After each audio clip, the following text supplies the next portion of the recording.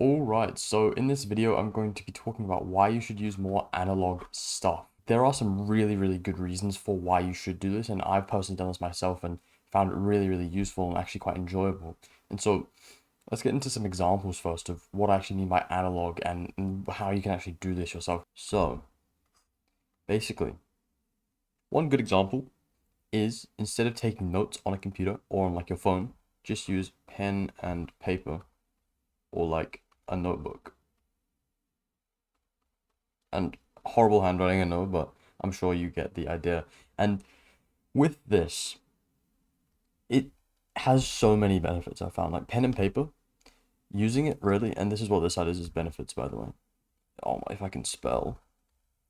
And with pen and paper, some of the amazing benefits, I actually might make this green. Some of the benefits of using pen and paper for notes instead of a computer are one, that basically you put more significance into what you're actually writing, and you basically value it more. And so you're thinking more about what you're actually writing down. You're not just writing down random stuff, and that also leads to you then valuing it more, whatever it is that you're writing. And so it actually then, if you're trying to take notes for memory, helps with obviously the memory and actually learning it. And that is really useful for, using pen and paper for note taking. Another sort of part of pen and paper, I suppose, a subcategory, subtopic bit of it is you can use it for tracking, like habit tracking. And I actually do this with my habit tracker that I have on paper here. And so I have another video on that in a bit more detail, I believe, or at least I'm going to make one in the future. And that's like another subtopic of it, and it comes back to this idea of valuing basically what you're writing down on pen and paper more and putting more significance into it. And so this links into like the habit tracking, because you'll actually care about the habits that you're doing more, which will actually help with your consistency, because you put more value in actually trying to complete them, especially if you're writing down those habits in a nice notebook. And so like with that habit notebook I showed you, it's a nice sort of, it's Moleskine or Moleskine or however you're supposed to pronounce it, notebook. And so I do actually put a lot of significance and value onto it. I want it to look nice. I want it to be nice to use. And so it actually helps with staying consistent with your habits. And that's just honestly a really big benefit, of course. Now, with using anything that isn't on screens, there's also the added benefit, almost always, of the fact that there's no blue light, right? And so that helps a lot if you're taking notes or doing habit tracking before going to bed, because it doesn't affect your sleep. So that's obviously quite a nice benefit of it as well. Probably a slightly smaller benefit, but it is definitely still useful. And coming back to using pen and paper, there's actually another way I found very useful for this, which is planning. I'll just scroll down so you can see that. And planning basically, once again, do it on pen and paper in a notebook. Looks like this.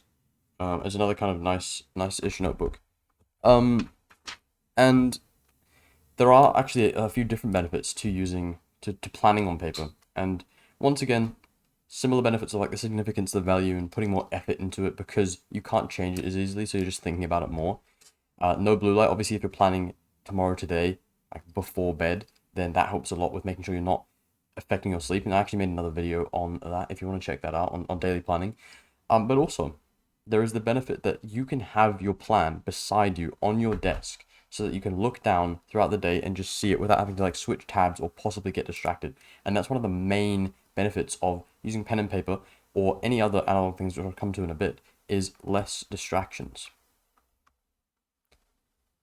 Okay, and get rid of that. And this is really big. This is why using analog stuff is actually, this is probably one of the main benefits. And honestly, this comes back to the fact that with analog things, they kind of only have one purpose, right? So if you're using a notebook for daily planning, you can't go and do anything else with that notebook, really. Like, you can't get distracted and start scrolling, for example. It just isn't possible. Same with you know, habit tracking on paper. You're not going to just suddenly be able to watch Netflix on your notebook. It just doesn't work like that. And so you just have way less opportunities to just randomly get distracted. You actually have to create all of the information or the content by like writing it down. There's nothing already there. And so it's just such a big benefit for not getting distracted as much. And another way that you can, another example of analog stuff is reading physical books, such as this one here. Obviously any physical book, and basically similar benefits once again of like a significance and valuing it a bit more. But also I found personally I enjoy reading like physical books more than if I'm reading, let's say, an article online or even with an e-reader, even though they're sort of in the middle. But physical books are honestly so nice for that as well. And they allow you to, for example, take notes in them and like just give you a bit more flexibility in a way. Once again, no screen, so no blue light. So a lot of these have overlapping, benefits, right? Lots of the, I'll zoom out a little bit. Lots of the different examples actually have some of the same benefits. And so physical books, just another example though. Next example I'd like to talk about is having an analog alarm clock. This is a really big one. And I've got one here, analog alarm clock, that I use whenever obviously I want to set an alarm. And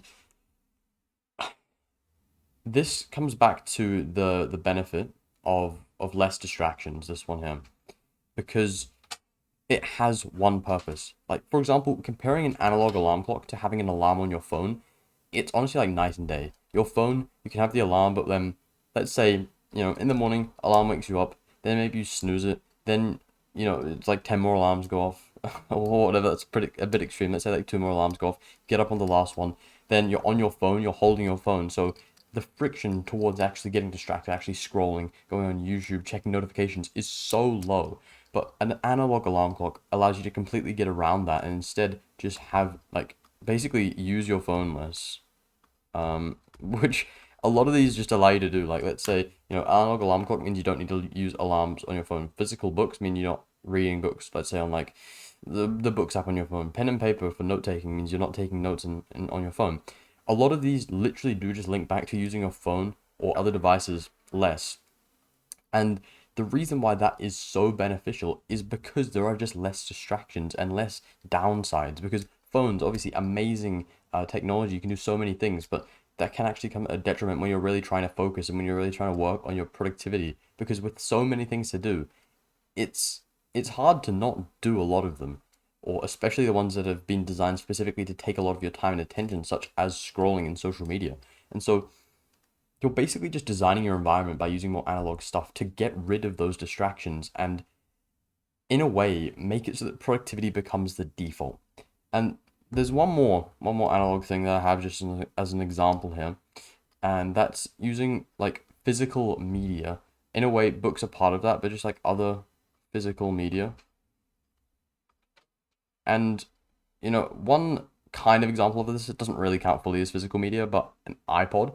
And I've made another video on specifically my iPod and how I think it's made me more productive, and so you can watch that if you want to.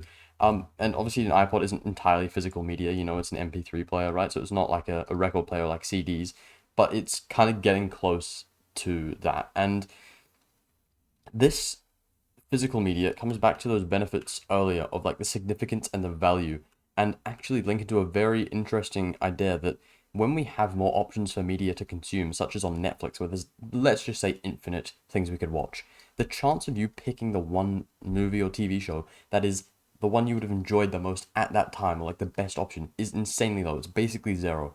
But with physical media, let's say you have on your iPod like a few hundred songs or a few thousand songs even, that chance of you picking the song or the playlist or the artist at that moment that you actually are going to enjoy the most is so much higher. And so you actually just enjoy it naturally more. And another thing with physical media, because you are like, there's more significance and more value because you're picking what's actually there first. Like with an iPod, you're buying music and putting it onto it. It's not just like with Spotify where you have access to everything. And so you basically have more control. And that's another big benefit with things, is you just have more control and choice. So that's basically all I think I was going to talk about in this video, but I would urge you to try and find analog basically alternatives to your phone, to your computer, and to anything you're really doing because honestly, apart from all of these benefits of like the significance and the value for memory and learning and consistency, blue light, less distractions, only having one purpose per thing, using your phone less, having more control and choice, apart from all of those, using analog stuff is honestly just really enjoyable as well. Like writing stuff with pen and paper, doing your habit tracking, planning, journaling with pen and paper, reading physical books, using an iPod, it just all is more enjoyable and you think about what you're doing a bit more. So I think that over time I want to shift even more to more analog stuff, and I think that using more analog stuff is a really good way to actually just enjoy the slightly more boring things you're doing a bit more, and also just have less distractions. So this helps a lot with your productivity. And if you do want a bit more information about some of these things, maybe like how to plan or how to do the tracking or anything like that that I sort of mentioned throughout this video, there's actually a link in the description to join my free community and get my free course that actually goes over all those topics. And you do have to put in like a phone number or something to join, but you can just fake that if you want to. It's completely fine. Yeah, so you can join that if you want, no pressure if not, and subscribe to my channel if you want to see more videos like this or check out my other ones. Still, once again, completely fine if you don't want to do that, and have an amazing rest of your day.